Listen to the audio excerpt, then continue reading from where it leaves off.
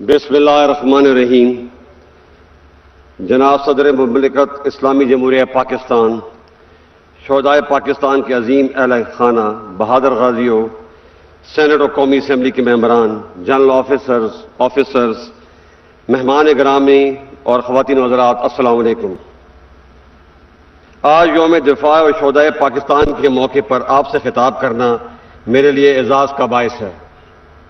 بلا شبہ دفاع وطن ایک مقدس فریضہ ہے جو ہمیں جان سے بھی زیادہ عزیز ہے۔ ہمارے شہداء کی قربانیاں وطن سے محبت کے اسی جذبے کا اظہار ہیں جو ہمارے دلوں کو بھی جذبہ شہادت سے سرشار رکھتی ہیں۔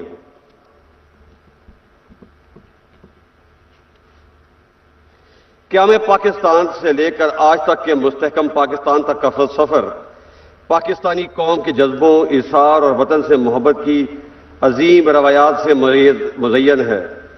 ہمارے بزرگوں نے اپنی قربانی سے آزادی کی جو شمع جلائی، اسے ابتدائی سے کڑے امتحانوں کا سامنا کرنا پڑا۔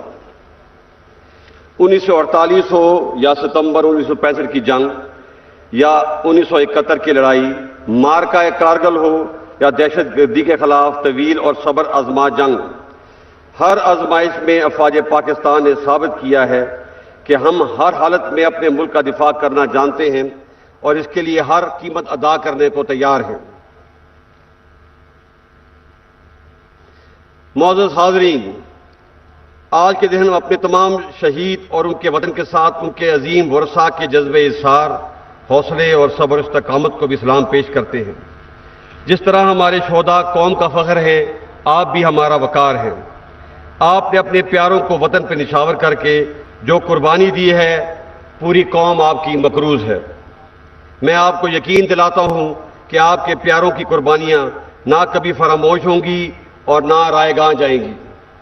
آج کی تقریب کا مقصد اسی عہد کی تجدید ہے کہ ہم اپنے شہیدوں کو کبھی نہیں بھولے اور ان کے ورثاء کی نگہبانی ہماری ذمہ داری ہے، اور یہ کہ اس عظیم ملک کی سلامتی اور امن ہمیں ہر حال میں مقدم ہے۔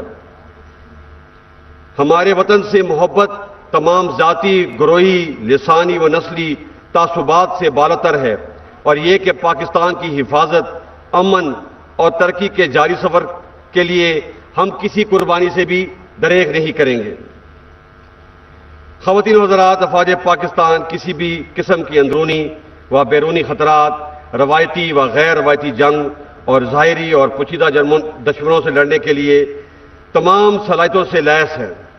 اگر کوئی دشمن ہمیں آزمانا چاہتا ہے تو وہ ہر لمحہ اور ہر محاذ پر ہمیں تیار پائے گا۔ الحمدللہ آج ہمارا شمار دنیا کی بہترین افواج میں ہوتا ہے۔ ہم نے ہر دشمن کا ڈر کر مقابلہ کیا اور تمام اندرونی اور بیرونی سازشوں کو ناکام بنایا، اور سب سے بڑھ کر یہ کہ دفاعی قوت میں خود انحصاری حاصل کر کے ملک کے دفاع کو ناقابل تسخیر بنایا۔ ہمیں اس بات میں کوئی شک نہیں کہ پاک فوج اور قوم کا رشتہ وہ مضبوط ڈھال ہے جس نے پاکستان کے خلاف دشمن کی تمام چالوں اور ہتھ کنڈوں کو ہمیشہ ناکام بنایا ہے، اور اسی یکجہتی نے ہمیشہ ہر مشکل میں سرخرو کیا ہے۔ یہاں یہ امر بہت اہمیت کا حامل ہے کہ عوام کے تعاون کے بغیر کوئی بھی فوج ریت کی دیوار ثابت ہوتی ہے، جیسے کہ ہم نے اپنے ہمسایہ ملک میں دیکھا۔ اس لیے فوج کی کامیابی بڑی حد تک عوام کی حمایت پر منحصر ہے۔ خواتین و حضرات، ہمیں اس حقیقت کو بھی مد نظر رکھنا ہوگا کہ موجودہ دور میں جنگ کی نوعیت بدل گئی ہے۔ اب براہ راست حملے کے بجائے کسی قوم کی یکجہتی اور نظریاتی سرحدوں کو کمزور اور اس کے مختلف طبقات میں انتشار پھیلانے اور شہریوں کے حوصلے پست کرنے کے لیے دیگر حربوں کے علاوہ جدید ٹیکنالوجی اور کمیونیکیشن کے ذرائع کو بھی استعمال کیا جاتا ہے۔ ہمارے دشمن بھی غیر روایتی ہتھ کنڈوں بشمول پروپیگنڈا اور ڈس انفارمیشن کے ذریعے اپنے مذموم مقاصد حاصل کرنا چاہتے ہیں۔ بیرونی دشمنوں کے تمام حربوں اور چالوں سے تو ہم آگاہ ہیں، مگر ہمیں اندرونی انتشار پھیلانے والے کچھ عناصر کے ساتھ سختی سے نبٹنا ہوگا۔ ہم سب کے لیے لمحہ فکریہ ہے کہ کچھ لوگ ملک دشمن عناصر کے ہاتھ میں استعمال ہو رہے ہیں۔ اس منور یا تدبیر کو عرف عام میں ہائیبریڈ یا 5th جنریشن وار کہا جاتا ہے۔ اس کا مقصد پاکستان کی جڑوں کو کھوکھلا کرنا اور ملکی سالمیت کو نقصان پہنچانا ہے۔ ہم انشاءاللہ ان منفی عزائم کو کبھی کامیاب نہیں ہونے دیں گے۔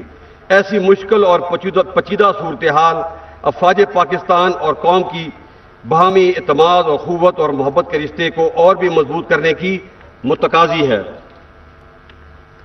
معزز حاضرین، یہ حقیقت بھی سب پر روز روشن کی طرح عیاں ہونی چاہیے کہ اس ارض پاک پر کسی پرتشدد رویے یا انتہا پسندی کی اب مزید کوئی گنجائش نہیں۔ طاقت کا استعمال صرف اور صرف ریاست کا اختیار ہے۔ افواج پاکستان اور قانون نافذ کرنے والے اداروں کے علاوہ کسی فرد یا گروہ کو اسلحے کی نمائش اور استعمال کی اجازت نہیں ہوگی۔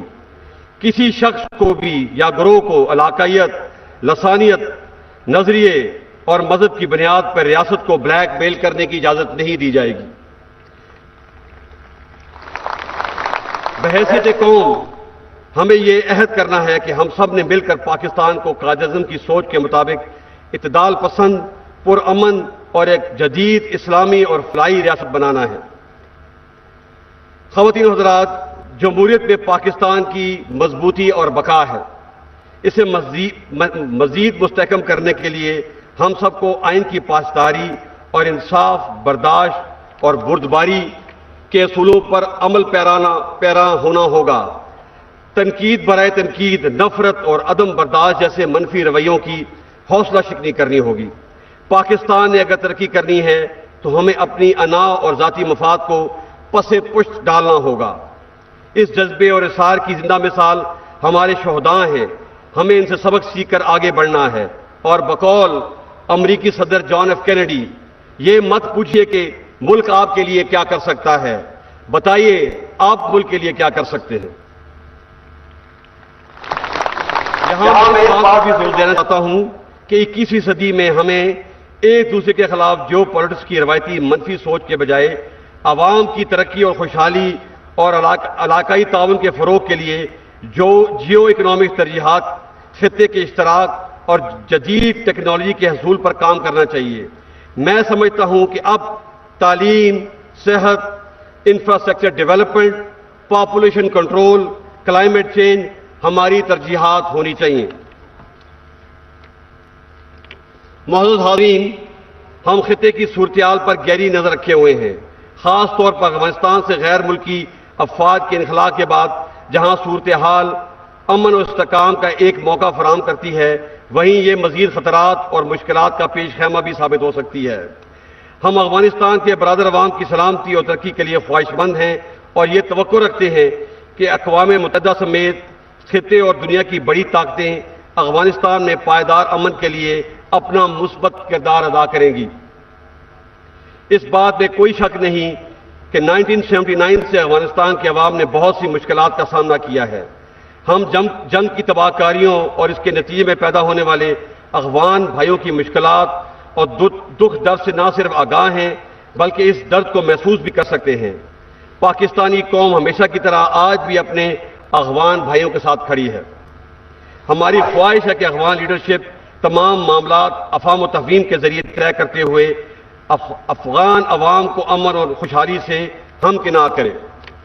ہم یہ بھی توقع کرتے ہیں کہ افغانستان میں ایک مستحکم اور تمام فریقین کے نمائندہ حکومت قائم ہو، انسانی حقوق بشمول خواتین کے حقوق کا احترام کیا جائے، افغان سرزمین کسی بھی دوسرے ملک کے خلاف استعمال نہ ہو، اور اس کے ساتھ ساتھ ہم یہ بھی توقع کرتے ہیں کہ دنیا اس مشکل گھڑی میں افغان قوم کو تنہا نہیں چھوڑے گی اور نہ کسی انسانی بحران کا شکار ہونے دے گی۔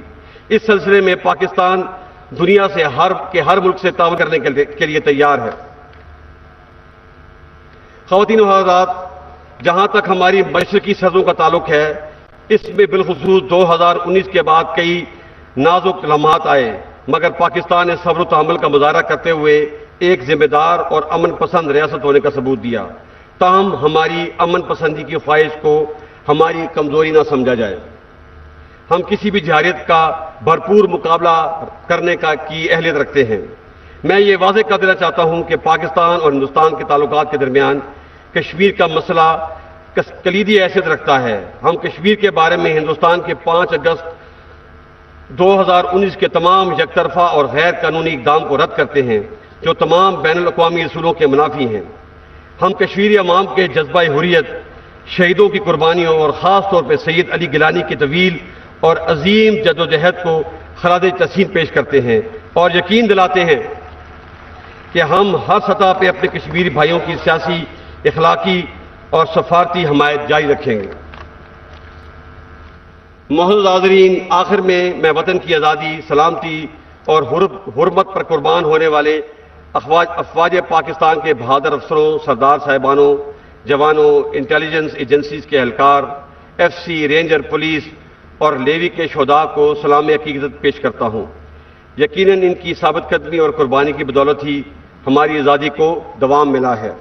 میں شہداء کے لواحقین کے صبر و استقامت کو بھی سلام پیش کرتے ہوئے اس بات کا برملا اظہار کرتا ہوں کہ اس قوم کو دنیا کی کوئی طاقت شکست نہیں دے سکتی جس کی مائیں اپنے بیٹوں کو وطن کی حرمت پر قربان ہونے کے لیے پروان چڑھاتی ہیں۔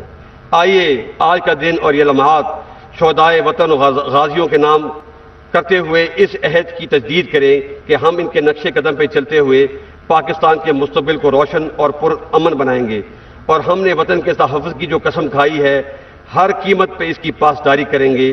اللہ تعالی ہمارا حامی و ناصر ہو۔ پاک فوج زندہ باد، پاکستان پائندہ باد۔